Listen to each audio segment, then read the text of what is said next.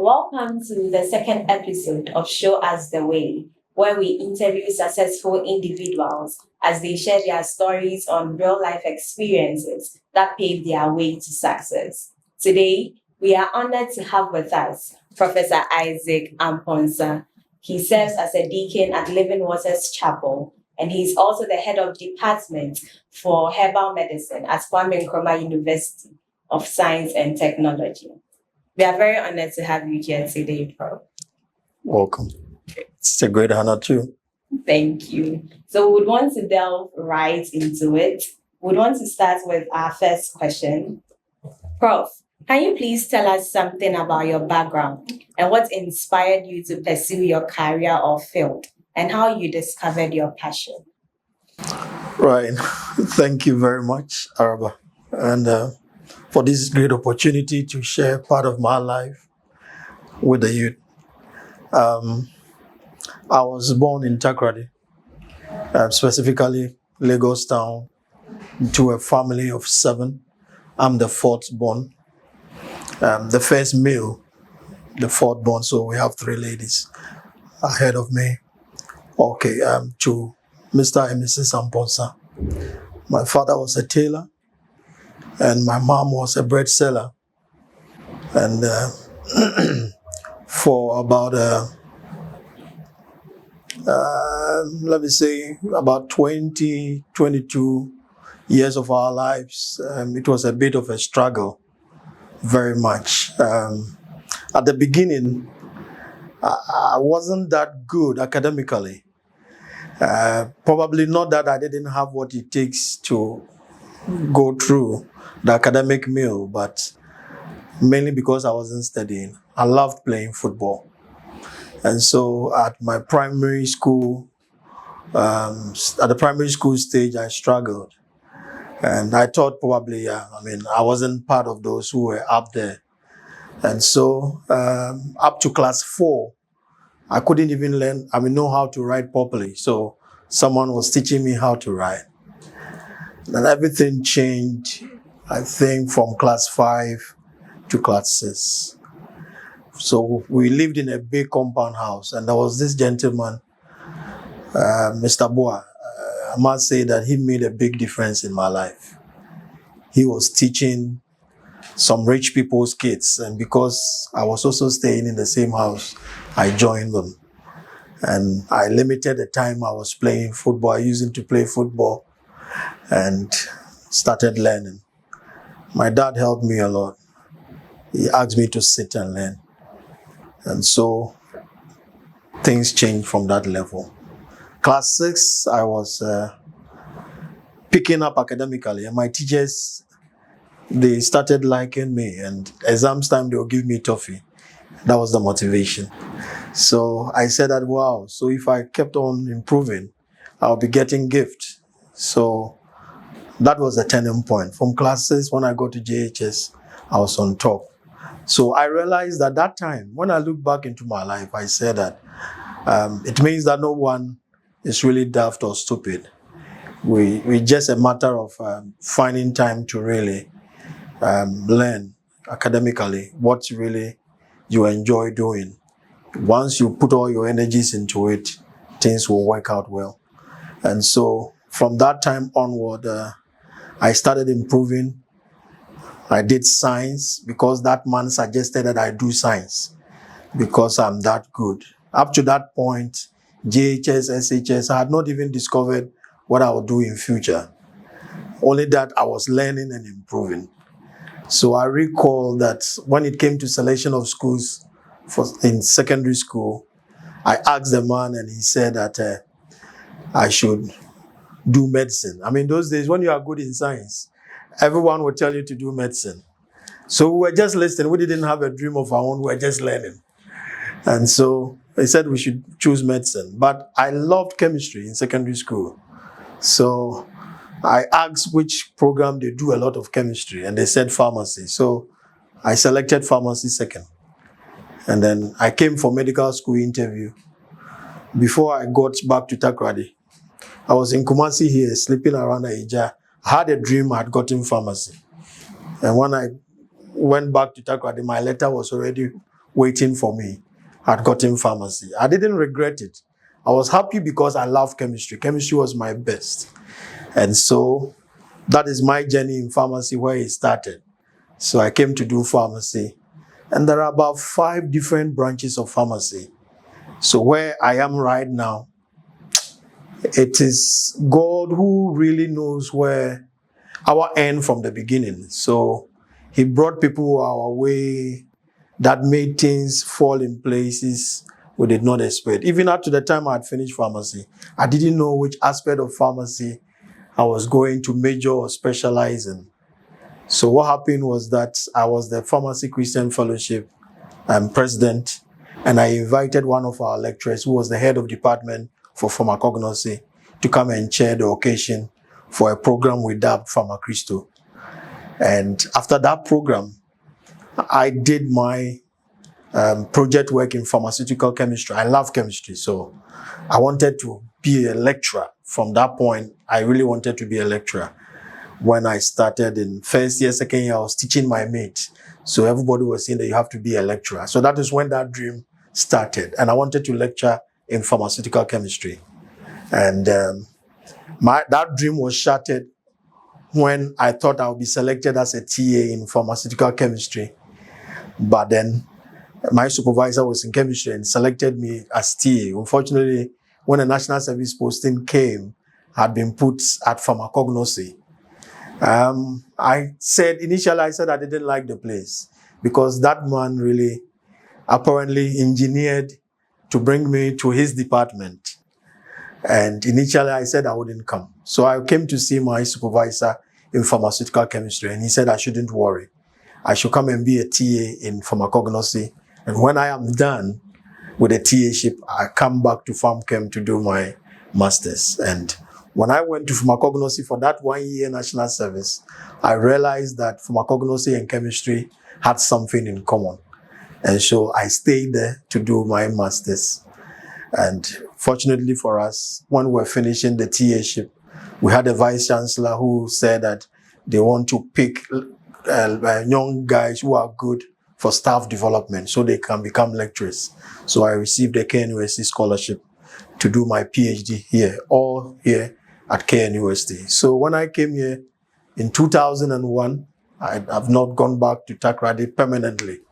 So I've been at KNUST, specifically in the Faculty of Pharmacy, for the past 24 or 3 years. All right. Thank you very much. That was an interesting journey you've had. Thank you. What steps can young people take to identify their passions and align them with their career choices? All right. If I pick from my personal experience, I think that we don't exist in a vacuum. And as Christians, I always say that God's medium is man. When you are in any program, obviously you start from an academic career. We start from an academic environment, and then by and large, we discover where exactly we want to be. There are certain subjects that may interest you. Some subjects come to you naturally. Like I was following chemistry and I got here. There are certain courses that come to you naturally that probably you may start from there. But God brings some people our way to help us hone our skills properly and identify where exactly probably you would have to be. And so to identify your specific careers, it's a mixture of personal interest and God using people to really make the vision very, very clear for us. And I have enjoyed people who directed me. I talked about Mr. Boa, who coached me until I finished school, came to the university here.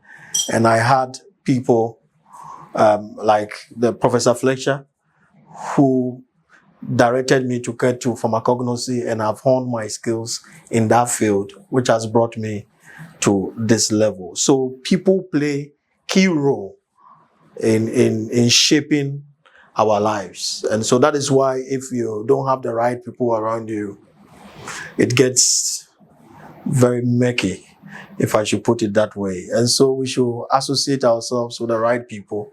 As Christians, God will lead us to the right people. They can help us hone our skills. And by and large, the vision will become clear. Personally, I mean, that is how I've really discovered my expertise. And whatever my hands find doing, I do it with all my might. Because we were 3 TAs at our department. And I recall that at the time we became TAs, a number of lecturers in that department had gone to do their PhD. So more or less, the department was understaffed. And I worked extra, not that I was expecting anything.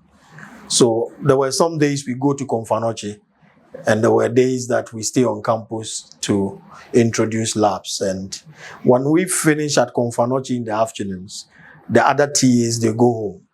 But I always came back to faculty to come and support. So possibly, I know God helped us. But when we were looking for people to also give them scholarship, probably because of the industry, I mean, the hard work and the selflessness and the commitment, probably they looked on to also pick us. So my advice to the youth is that it shouldn't be that you always know that this is what is in for me before you go for it. I mean, do whatever you have to do with all your might. You may never know where your recommendation may come from. And you speaking about having the right people around you and about coaching, would you be interested in having a mentorship program at the church you belong to, where you set individual and you mentor the person? All right, I'll be excited to do that. I know the church has started something, but it's a good thing, and we'll be excited to help. Because there are people we picked here, we didn't know them from anywhere, national service, and we coached them, trained them, supervised them. They've also become lecturers. And we've started with another cohort. Those who were here last year, I've picked one person I'm mentoring so that he too can become a lecturer. There are people we picked in second year. I recall one student, after teaching them in second year, he followed me, took my bag and said he wanted to be like me. And we mentored him. I supervised him. We brought him to the faculty to be a TA. He asked where he should do his master's. We coached him. As we speak right now, he's doing his PhD in 3 universities. University of Denmark, Switzerland, and he will be finishing at Johns Hopkins. And I'm excited because I know where we started from. And so as for mentorship is key. It's very important. Okay, so it means any individual, any young individual can walk up to you from church and ask you to mentor. Or you can see the potential in someone and decide to call the person for mentoring. In fact, any of these routes is okay with me. There are some people I've approached in church and asked, so what do you do? And then the conversation starts from there. Some are unwilling to talk and open up. So what do you do? Depending on the response, we may not continue. But there are some others, they will open up and talk so much. And then you think, so why don't we try this and that? We exchange contacts and it goes on. So some of the mentorship is informal and it can lead on. Some are not interested in the conversation, so it ends just there. Okay, thank you very much. And how can young individuals effectively network and build connections in their chosen fields? So taking a place like Living Waters Chapel, we have realized that there are a lot of big people there. So how do these young people effectively build networks that will last and also will open opportunities for them? Well, it's great to be at a place where there are people you can look up to. When I completed university here, and because I was still in Kumasi, I wanted to attend the church. I went to Sisanso Family Chapel. I stayed there for some days, some weeks, and then I left and went to CCC. And because of the question you asked, that's why I'm backtracking with this history. I went to CCC, and this was that place that I was challenged.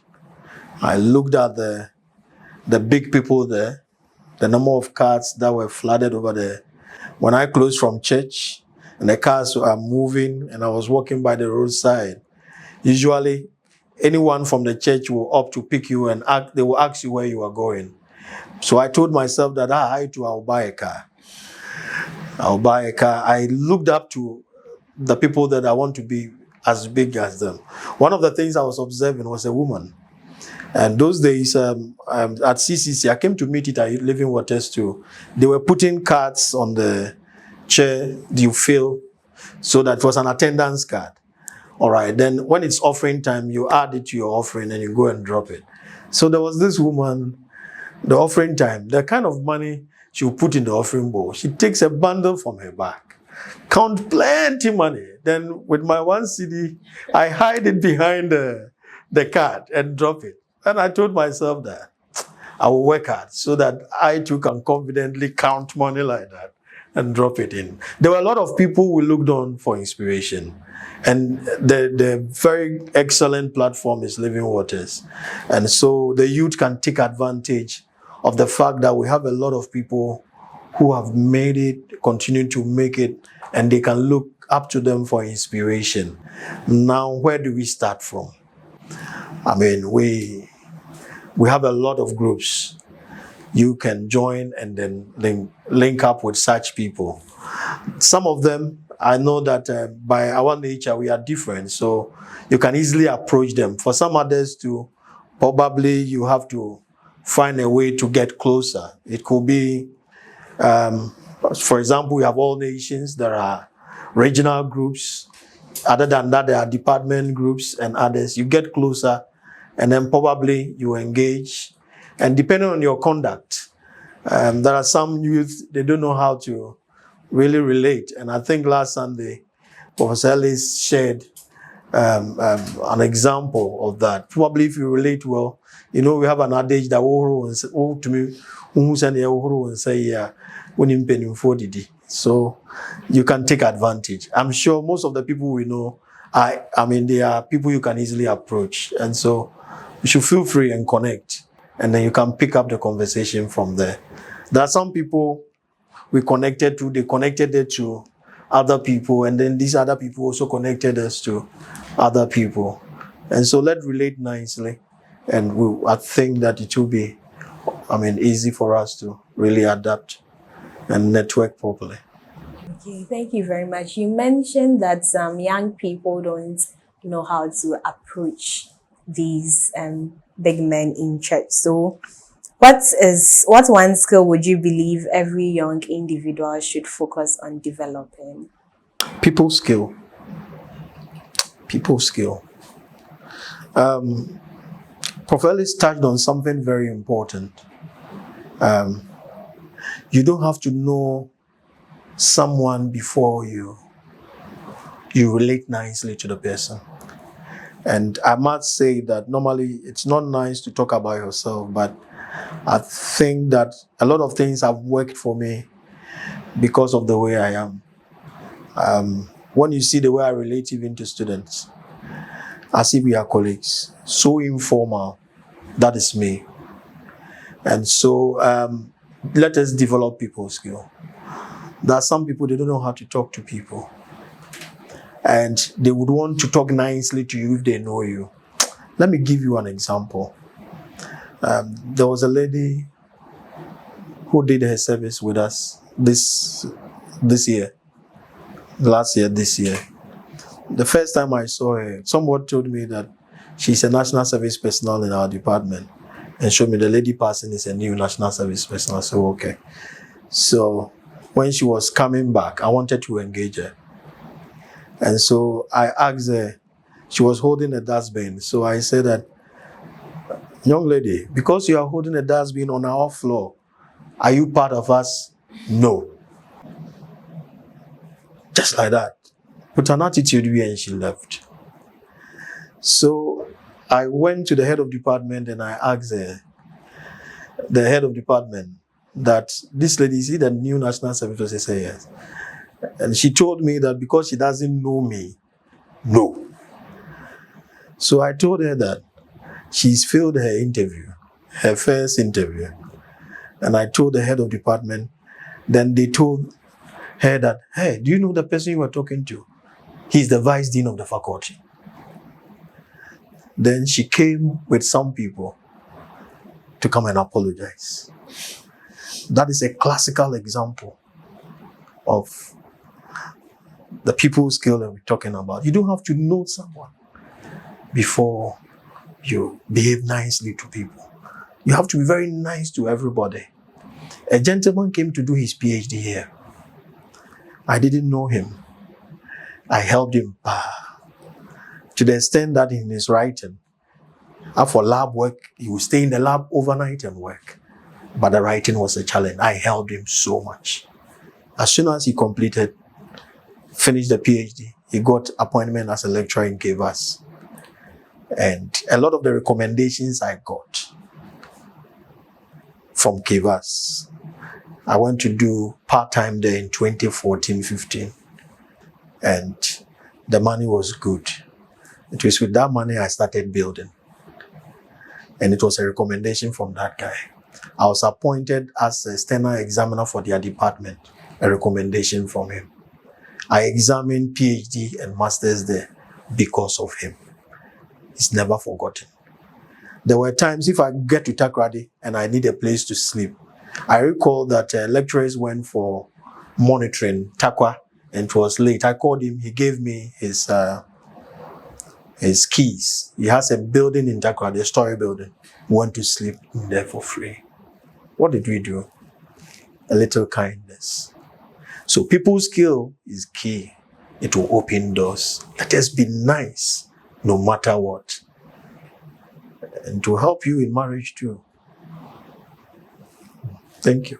Thank you very much. So let us be nice no matter what. I want to move on to the next session that involves overcoming challenges. So, Professor Amponsah, we have a lot of young people complete university. They find themselves in various jobs which makes them unhappy. They're mostly depressed and disappointed. So what would you suggest? How did you bounce back after your failures, after the disappointments you faced? Well, thank you, Arba, for the question. I never had very huge expectations that probably in the next year I'll make it big. Next 2 years I'll buy a car. I never had anything like that. I came here to acquire a skill and was just believing God that it will take me somewhere. And so probably one of the reasons that may make people depressed is that usually we have very huge expectations. And when those expectations are unmet, then it turns into depression. I would advise that if you've completed school and you probably are in a job, probably it is not paying much, you should take advantage to develop yourself. It is only a means to an end. If you don't have a job, and it's like after school you were expecting that you get employed and you start something big, I would advise that just take it one day at a time. I know someone at Living Waters, he applied, the job wasn't coming. He decided to go to the place to work for free. And through that, they employed him. Opportunities came and he got there. I got a breakthrough to work for some people at ECOWAS, but it wasn't direct. When I finished PhD and I wasn't working, a former head of department of this place said that there is something he's doing, he wants me to help him do it. And I remember that when I was finishing my PhD, I saw he had given to some other people. So after a year or two, when he got back to me, I felt probably it wasn't done well. So I did it for him. And when he presented elsewhere, It was excellent, and we became that tight. And subsequently, when he wasn't around, I was invited to ECOWAS, and I worked at ECOWAS between 2017 to 2020. And it was a big breakthrough. I got some connections in the sub-region, at Ivory Coast, for example. So I do some consultancy work for Ivory Coast, and it is all because of some of these connections. And so it helps. Whatever they ask you to do, you do it with all your might, the best of your ability. Wherein lies your breakthrough. When a time comes for recommendation, somebody recommend you based on that. So if even the job doesn't fetch much, use that period to develop yourself. People skills, put in all your best. And I know that it will be a springboard that will take you to other places. Unfortunately, we normally decline. Oh, this one, no. And then we just leave it. If there are no opportunities, you can start from somewhere, and it will take you to higher places. So let's not discard humble beginnings. The youth, I don't blame them, because in the era of technology and YouTube and others, wealth is being displayed. And because they are technology, the youth are technology babies, and they are always on the net, they see these things. Sometimes they are compelled to think that things should fall in places like that. But put in your mind that it's one day at a time. And so start small and you'll get there. If you are fortunate to start big, hooray. So that is just my advice when it comes to that. Okay, thank you very much. So moving on to the next question. What mistakes did you make earlier on, and what did they teach you? Mistakes. In all aspects of your life. Yeah. Well, the only mistake I can recall, because with regards to my academics, I've not regretted any of the decisions I've taken, but probably relationship.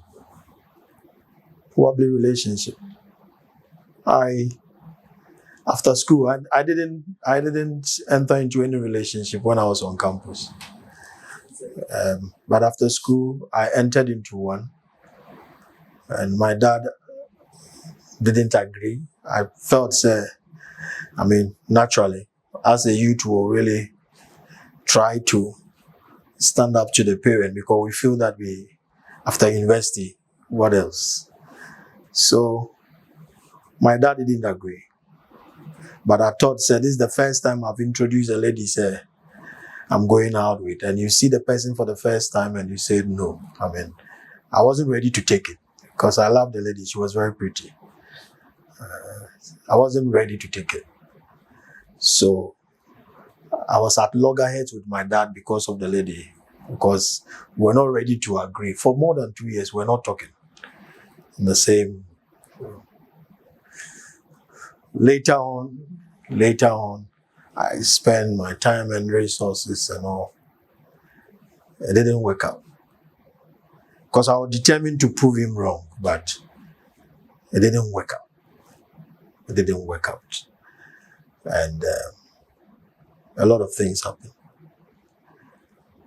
So later on, we parted ways, and the stories that ensued, I realized that my dad was right. So sometimes, with the elderly, where they sit, the things they see, we may not be able to see them.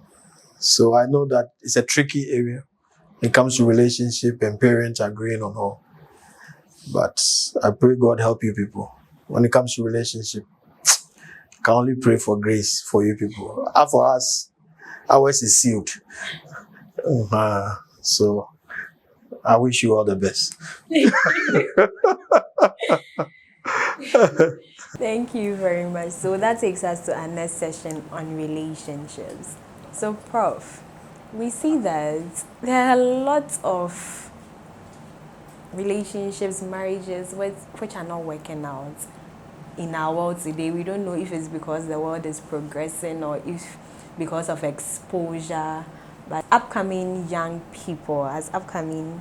people, what advice would you give to us? What should we look for in a man? What should we look for in a woman? What are some of the challenges you faced? How did you overcome them in your marriage? For marriage in our world today, it's a difficult area, but with God, you can manage it. There are a lot of marital issues. From where I sit and what I know about some of these, I bring it down to a very simple truth. People don't develop their characters. And it comes down to character issues. No matter what the reasons may be, it comes down to people's attitude and character. And people don't take their time to develop their character. And then they take it into marriage. And it turns into something else. Recently, there was a marriage somewhere that one of my colleagues, who is a pastor, went to settle dispute. And the simple thing was that the lady was pilfering, taking the husband's money. The husband too was beating her. Not because of the money, but that was the other side too. But like that. There are character issues. Most of the things we hear, as long as it depends on you, there are some of the things that we should be able to mitigate it. But unfortunately, some people are not able to stand it. And so it always leads into chaos. It's character. However, people have very bad character and they take it into marriage and it spoils everything. In marriage, you need to have an extra chamber in your heart, which will be a bin to be able to take the rubbish. And you discard it from time to time. Some don't have that. Because for marriage, you should have a reservoir for garbage. And if you don't have that, you always have issues. The boys or the men, they have a crucial role to play. But for ladies, we have to support them. We have to love them. And so we shouldn't be too hard on them. So everything that you do, so I'm talking to the youth here and the gentlemen, everything you do is to make her happy. You do that part. Because the women, if they are happy, you too will be happy. They make the home a happy one. If your wife is happy, you'll be fine. Other than that, unless you are not ready to marry and you want to find happiness outside the marriage, other than that, make your home a happy home. And I know there are some women, no matter what you do, they will still put you in a tight corner. But that is 1 in 1,000. So I will ask the guys to watch, look carefully before they seal it up. There are a lot of things they know before marriage, but they will not pay attention to, overlook them, and then they enter into it and get into trouble. There are a lot of examples I wouldn't want to make, but there were some friends here on campus that we hinted them that this is what we have seen about the guy you are going out with. But they did not heed to it. Later on, after giving birth to 3 kids, the things persisted. It's ended in divorce. Now they come back and then say that, do you remember what you said? I said, yeah. So before you marry, you have to really open your eyes and take a lot of things into consideration. But to have a good marriage, you need God. You need God's help. But a lot of things depends also on our character. People don't have good character. Bad character is ruining marriages. Everything can be broken down in the simplest molecule, like an atom in marriage, a character. Bad character ruins marriages. When you hear some of the stories, you bring it down. It comes down to character. It's character. Let's take time to develop ourselves, build ourselves up.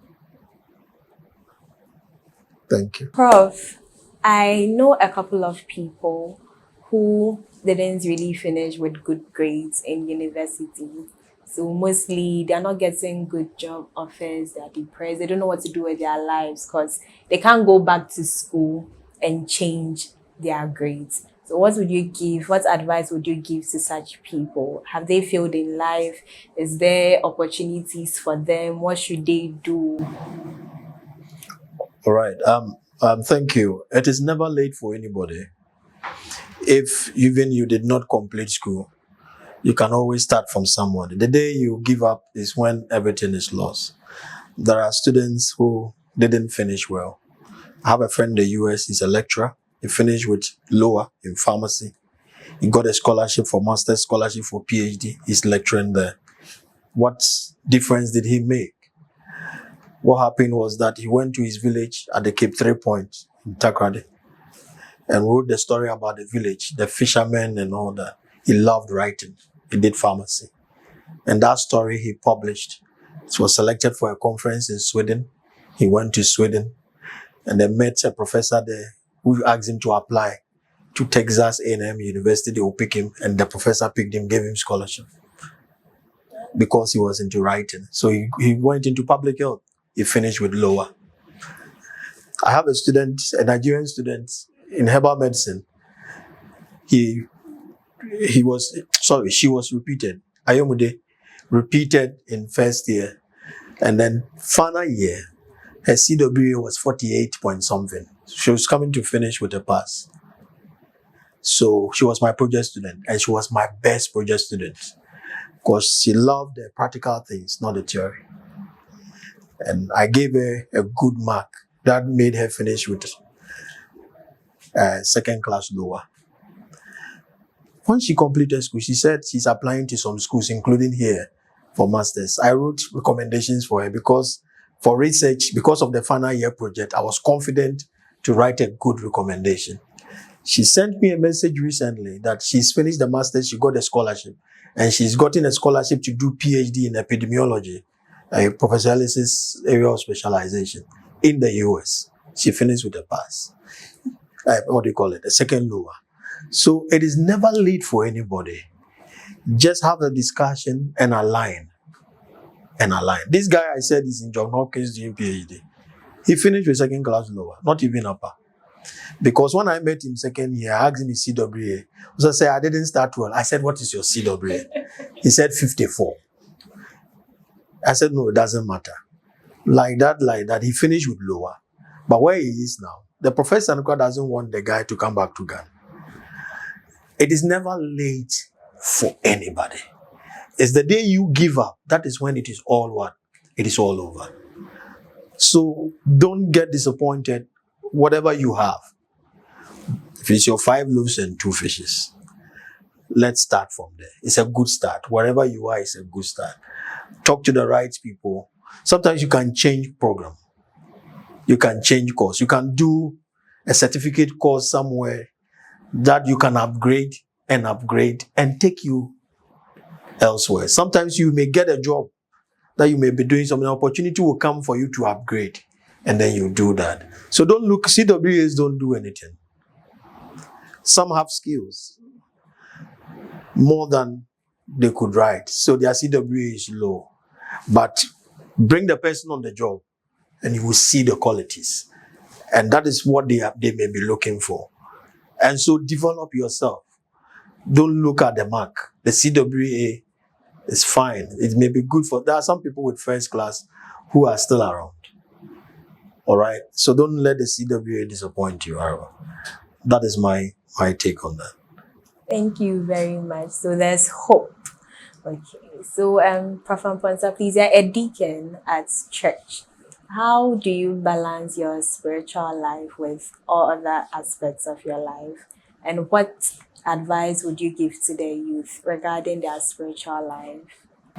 Yeah, thank you very much. We are grateful to our parents who put us in there. I mean, brought us up in the way of the Lord right from our infancy. It was a taboo not to go to church. We went to church, we were just moving through. But through it all, we got to understand God. And a lot of the things we do now, they were the things we did when we were kids. A lot of things we know now were things that we did when we were much younger. And we've never left God out of the equation in all our developmental stages. Anytime I'm learning, I invite God. Those days, through it all. And so combining now church with marriage and work life, I must say that I used to, as you may be aware, I mean, those days we used to come to church a lot. Every program we were there. But now things are very tough, particularly because we've moved far away from church. That is, I mean, meeting at church specifically. But with our spiritual life, it hasn't changed. In terms of our devotion to God, our prayer life, Bible study hasn't changed. But joining the community of believers as frequently as possible, that is where it has become tricky for some of us. Now there are some times that we stay very late at work, and sometimes work takes us away from Kumasi. We are unable to do certain things that we ought to do. In fact, and that is something that I really don't enjoy. I'm not happy about, because it's one thing. If you are a deacon is supposed to serve as much as possible, supposed to be around, but we are not making the time for the work, and I'm not comfortable with it. But apart from that, our devotion, wherever we are, is still intact. And so we can never leave God in the equation. You go with Him everywhere, and you lead your children also to do the same. Thank you very much. Prof, please, we are in a generation where we are privileged to have a lot of books, both online and hard copies. But for some reason, a lot of us are not reading. Was there a point in your life where you came across any book that also pushed you and motivated you to be successful? Would want to know the title of the book and how it helped you. All right. I wasn't the type that read philosophy books. Apart from reading Bible all the time and then reading through dictionary, I love reading storybooks. So I was going to the Takrady library to subscribe to books I bring home. And a book that I read so much, I mean, most of the time that I remember, I've read something outside my academic books, was Nancy Drew. It was a detective book. The lady was a detective, and I enjoyed it a lot. I learned a lot of vocabularies and how to reason and solve problems. It was Nancy Drew. Apart from that, as for me, just academic stuff. Maybe doing Bible study or chemistry, physics. Especially what excites me is when I want to learn something new. I read a lot just to do something different. And it excites me a lot. But usually, apart from academic stuff, I don't read philosophy books to read 30 ways of doing this, 60 ways of achieving that. I don't read them. No. I try to do something different. Do you know that I earned some money in 2012? A publisher had gotten a contract from outside the country, and he couldn't generate the index of a book. I didn't do publishing. But thanks to Google, I went to Google to look at how to get generate index. And I did that, and he paid me for that because I went there, looked at it, generated it, it worked. So I did that aspect of the book, including even the design of the book. I saw a foreign book that I think when they finished and they trimmed it, the edges was colored. And I did the same thing. My uncle computer school. I did that. So I realized that there are a lot of things we can even learn on our own. And so anytime I want to learn something new, I go all in to read any material that will help me to acquire that skill. And the youths have a big privilege, seriously. Like, seriously. I mean, everything is available on the internet for you to take. Let me share a personal story on TikTok. This was about 2 years ago. I only have WhatsApp on my phone. I'm not on any other stuff. Facebook, I registered, and it appears I don't visit them more often. But let me talk about TikTok. 2 lecturers came to my office, my friends. And then they sat down after conversing. This gentleman was on his phone, watching a video, these short videos, and laughing and all. I asked him what it is. He said, "Oh, TikTok." I'm so, "Oh, let me see." Then I also sat down. I watched some and I started smiling and laughing. I said, "How did you get it?" So we just downloaded it from Play Store. This is 2-3 years ago. Then I downloaded. It was a Friday. I took it home.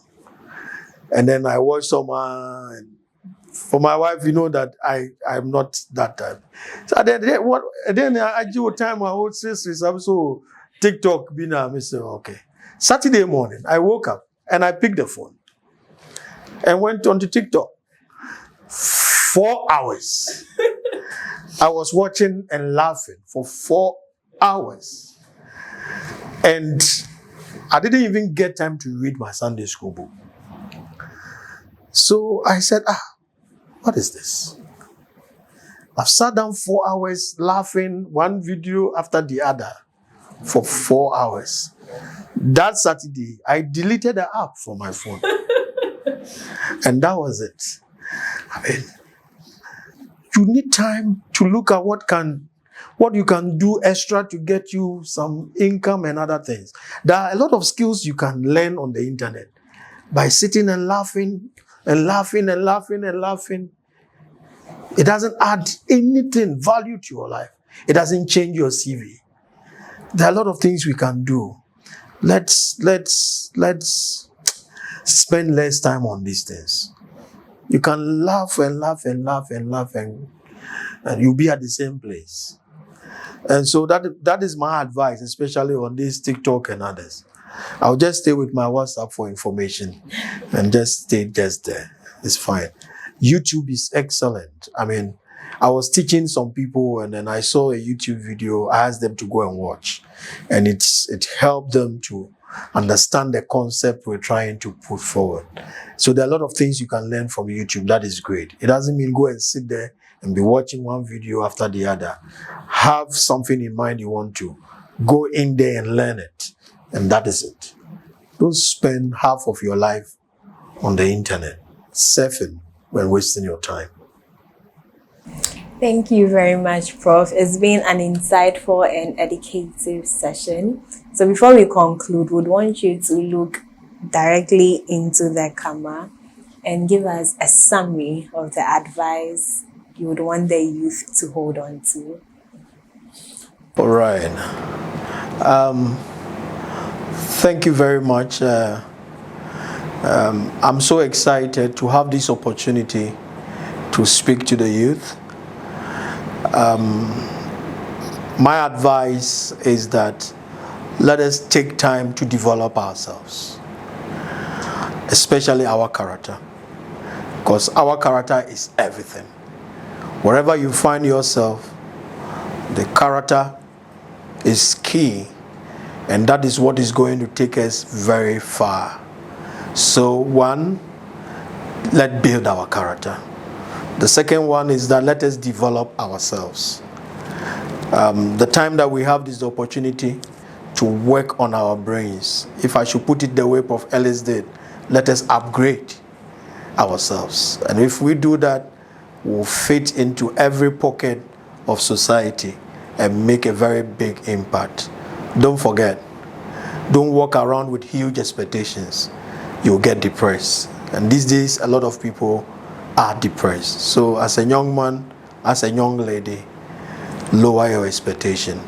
I didn't say your ambitions. Don't be too expectant. Other than that, you get disappointed, and that may derail you. Take everything one day at a time. And I know that with God, all things are possible. He knows the end from the beginning, and He knows where you will end. Don't go ahead of yourself. Just take it one day at a time. Thank you.